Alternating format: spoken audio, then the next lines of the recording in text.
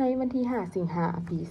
2026 สภาวิทยาศาสตร์วิทยาการการเมืองป้องกันความสงบ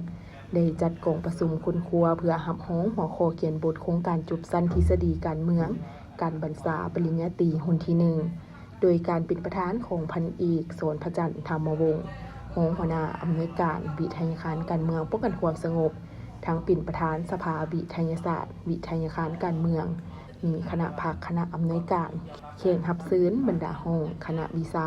พร้อมด้วยนักวิทยาศาสตร์เข้าร่วมพันเอกโสนพระจันทร์ธรรมวงศ์กล่าวว่า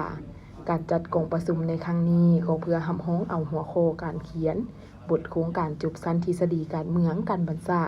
ให้นักศึกษาปริญญาตรีรุ่นที่ 1 จำนวน 91 หัวข้อในนั้นสาขาการเมืองมีจำนวน 30 หัวข้อ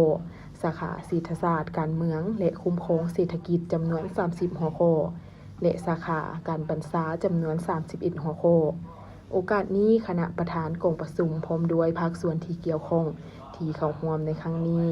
ก็ได้พร้อมกันปรึกษาหารือค้นคว้าและแลกเปลี่ยนความคิดเห็นอย่างคงไปคงมา